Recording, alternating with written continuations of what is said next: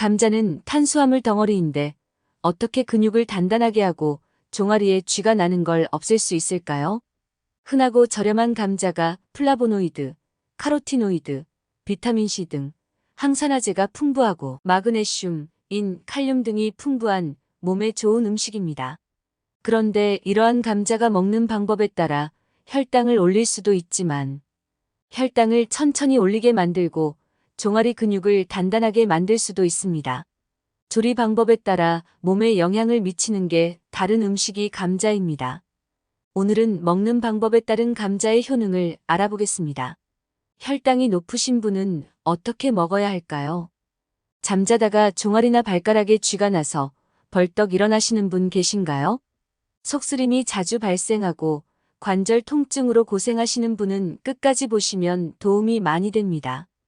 감자가 건강에 기여하는 이점이 매우 많습니다. 감자는 비타민C 함량이 높아서 면역력을 증진시키는데 도움이 됩니다. 비타민C는 과일이나 푸른잎 채소에만 있을 것 같은데 의외로 감자에도 비타민C가 많습니다. 사과와 비교를 해보면 사과 100g에는 비타민C가 4.6mg이 있는 반면에 감자 100g에는 23.3mg으로 사과의 5배가 넘는 비타민C가 감자에 있습니다. 비타민C의 하루 권장량은 75에서 90mg인데 주먹만한 크기의 감자 하나만 먹으면 비타민C의 하루 권장량의 50%도 넘게 섭취할 수 있습니다. 비타민C나 칼륨 같은 수용성 영양소는 물에 삶으면 물로 빠져나가고 파괴됩니다. 껍질을 벗기지 않고 삶으면 비타민C 손실을 막을 수 있고 다른 미네랄 손실도 줄어든다는 것이 연구에서 밝혀졌습니다. 껍질과 함께 익히더라도 물에 삶는 것보다는 찌거나 굽는 것이 영양분 손실을 더 많이 막을 수 있다고 합니다. 특히 껍질과 함께 구운 감자는 삶은 감자보다 비타민C가 2배로 많습니다. 찔 때도 껍질 채로 찌고 껍질 질감이 싫다면 감자를 찐 다음 껍질을 벗겨 드시는 것이 훨씬 건강에 이롭습니다. 감자 조림을 할 때도 껍질째 하는 것이 더 건강한 감자 조림이 됩니다. 두 번째, 근육 경련에 도움이 됩니다. 근육 경련이라기보다는 근육 수축이라는 말이 더 맞을 것 같습니다. 마라톤을 하는 것도 아니고 가볍게 산행을 하거나 조깅을 하는데도 발가락이 당기거나 종아리가 뻣뻣해지는 경우가 있습니다. 그래도 이때는 대처가 가능합니다. 하지만 깊은 잠을 자다가 갑자기 종아리가 당겨서 깨어나게 되면 이러다 온몸이 마비가 되는 거 아닐까 하는 공포심까지 생기면서 패닉에 빠질 때도 있습니다. 자는 중에 쥐가 하도 잘나서 자는 것이 무섭다는 분도 계십니다. 짧게는 몇 초 만에 사라지기도 합니다. 하지만 몇 분이 지속될 때는 짧은 시간이지만 그 고통과 전신이 마비될 것 같은 공포심은 경험해보지 않으신 분은 상상도 못할 정도입니다. 이러한 근육 수축은 운동을 너무 많이 하거나 피로해서 발생할 수도 있고 콜레스테롤을 조절하는 계열의 약물을 복용하거나 당뇨, 콩팥질환, 간질환 등이 있어도 잘 생길 수 있습니다. 그리고 마그네슘, 칼륨, 나트륨 등 전해질이 부족해도 발생하는데요. 임산부나 근육이 노화되는 중년 이후에 더 잘 생깁니다. 연구에 의하면 마그네슘, 칼슘, 나트륨이 풍부한 음식을 자주 먹으면 다리에 쥐나는 것을 예방할 수 있습니다. 주먹 크기의 감자 한 개는 약 200g 정도 되는데요. 여기에는 마그네슘이 하루 권장량의 10%, 칼륨은 20%가 넘게 있습니다. 그런데 감자를 삶으면 마그네슘과 칼륨이 줄어듭니다. 하지만 감자를 찌거나 구우면 마그네슘, 칼륨 함량이 거의 줄어들지 않습니다.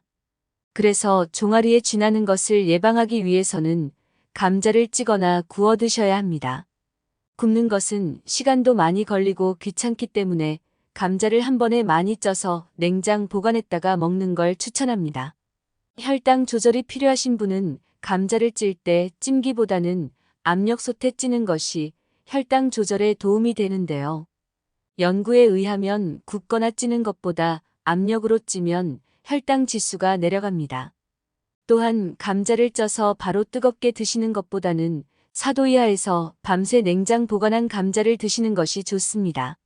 과학저널에 실린 논문에 의하면 감자를 밤새 냉장 보관하면 저항성 전분이 3배로 늘어나 혈당 지수를 40%까지 내려주기 때문입니다. 찐감자 혈당 지수는 평균 82로 혈당 지수가 높은 음식으로 들어가서 당뇨가 있으신 분들은 꺼리는 음식입니다. 찐감자를 냉장 보관 후에 드시면 혈당 지수가 49까지 내려가서 혈당을 천천히 올리는 혈당 지수가 낮은 음식이 됩니다. 여기서 잠깐 저항성 전분에 대해서 알아보겠습니다. 전분은 탄수화물이라서 소화, 흡수가 빨라 혈당을 올라가게 됩니다. 저항성 전분은 소화되는 것을 저항해서 소화되지 않고 대장까지 내려갑니다. 대장에 있는 박테리아가 단세 지방산으로 바꿉니다. 단세 지방산은 혈류와 간으로 이동해서 다양한 방법으로 인체 건강에 도움을 줍니다. 그래서 저항성 전분을 많이 섭취하면 인슐린 민감성이 향상되고 식후 혈당 수치를 낮출 수 있게 됩니다. 매일 4주 동안 15g에서 30g의 저항성 전분을 섭취한 후 인슐린 감수성이 최대 50%까지 개선된 것이 연구에서 밝혀졌습니다. 다시 정리해 보겠습니다. 종아리에 쥐나는 것을 방지하기 위해서 드실 땐 혈당 걱정 없으신 분은 굽거나 쪄서 드시면 됩니다.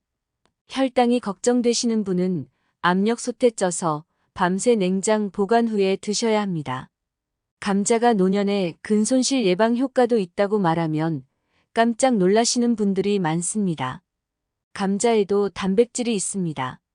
다른 곡물이나 뿌리채소에 있는 단백질과는 달리 감자 단백질은 고품질로 밝혀졌습니다. 단백질에도 품질 등급이 있습니다. 음식은 먹기 전 영양성분 함량과 먹었을 때 인체 내에서 흡수되는 영양성분 함량이 다릅니다. 그래서 건강에 끼치는 영향도 다릅니다. 최근에는 인체 내에서의 소화력, 흡수력, 체내 이용률을 분석하는 연구가 많습니다. 단백질도 섭취 후에 소화되어 인체에서 아미노산이 흡수되는 정도를 측정 후 단백질을 평가하는 품질 지표가 있습니다. 이것이 소화 가능한 필수 아미노산 점수입니다. 점수가 높을수록 소화, 흡수가 잘 되는 음식입니다. 단백질하면 떠오르는 음식이 우유와 달걀입니다. 우유의 단백질 점수는 117점이고 달걀은 101점입니다. 감자는 여기에 결코 뒤지지 않는 100점인데요. 콩이 91점인 것에 비하면 감자 단백질은 흡수율이 매우 높은 고품질 단백질입니다. 주먹 크기 감자 하나에는 달걀 1개와 맞먹는 5.23g의 단백질이 있습니다. 감자의 단백질이 노년 근손실 예방에 탁월한 도움이 되는 것은 단백질을 탄수화물과 같이 섭취할 때 근손실을 예방하는 효과가 더 뛰어나기 때문입니다. 근육을 만드는 데는 단백질만 필요한 것이 아니고 탄수화물도 같이 필요하기 때문입니다.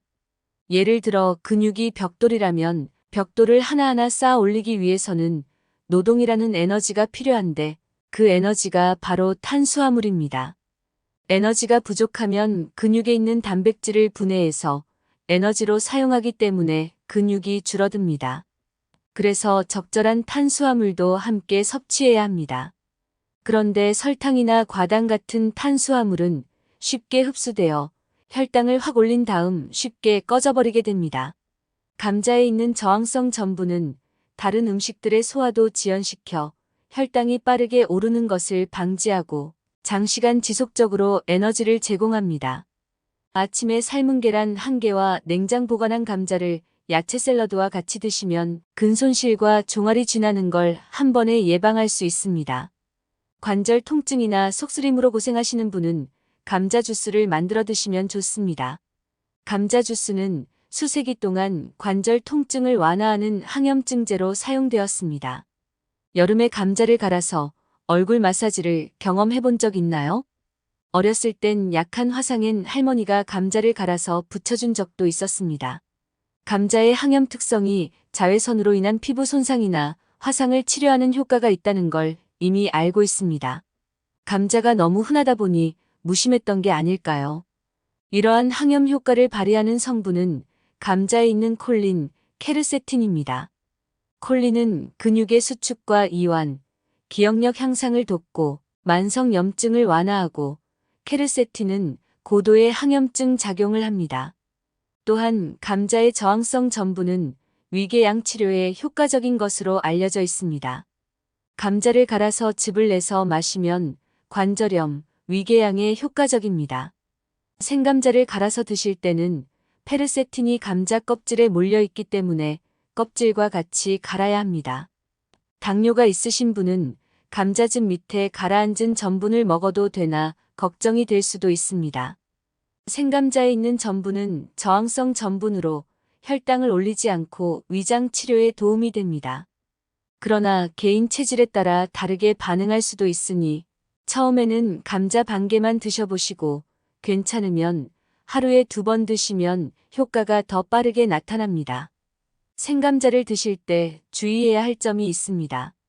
생감자에는 영양소 흡수를 방해하는 트립신 억제제와 렉틴 같은 항영양소가 있어서 단백질과 철분 등 영양소 흡수가 안 될 수 있습니다. 평소에 이것저것 잘 챙겨 드셔서 영양 밸런스가 잘 맞으시는 분은 괜찮지만 커피나 차 등을 많이 마시는 분, 철분 결핍이나 근육 손실이 염려되시는 분은 생감자는 다른 음식과 같이 드시지 말고 감자찜만 드시는 것이 좋습니다. 감자싹과 녹색으로 변한 감자는 솔라닌과 샤코닌이라는 독성이 강해 식중독을 유발하는 성분이 있습니다. 생감자를 드실 땐 아주 신선한 감자를 싹을 제거하고 드셔야 합니다. 그리고 녹색으로 변한 감자는 드시지 않는 것이 좋습니다. 생감자를 처음 드시는 분은 갑자기 많은 저항성 전분을 섭취하게 되면 가스나 팽만감을 유발할 수 있습니다. 장내 유익한 박테리아가 저항성 전분을 발효시킬 때 결장에서 가스가 생성되기 때문인데요. 처음에는 조금만 드셔보시고 팽만감이 발생하지 않으면 조금씩 양을 늘리시는 것이 좋습니다. 지금까지 감자를 건강하게 먹는 방법을 알아보았습니다. 감자를 보관할 때는 사과나 바나나, 양파 등과 같이 보관하면 감자싹이 더 빨리 트고 쉽게 상하게 됩니다. 사과 등에서 방출하는 에틸렌가스 때문입니다. 에틸렌가스는 과일이나 채소를 더 빨리 숙성시키고 더 빨리 썩게 합니다. 감자는 서늘하고 햇볕이 안 되는 곳에 보관해야 하는 것이 맞지만 너무 차가운 냉장고에 보관하는 것은 좋지 않습니다. 낮은 온도에서는 감자의 전분이 환원당으로 변하는데요. 이 환원당은 감자를 높은 열로 조리할 때 아크릴아마이드라고 알려진 발암물질을 형성할 수 있습니다. 감자는 꼭 서늘한 곳에서 보관해 주세요. 영상이 도움이 되셨나요? 소중한 지인과 이 영상을 공유해 주세요. 좋아요, 구독 알림 설정 부탁드립니다. 더 유용한 영상으로 다시 뵙겠습니다. 끝까지 시청해 주셔서 감사합니다. 건강하고 행복하세요.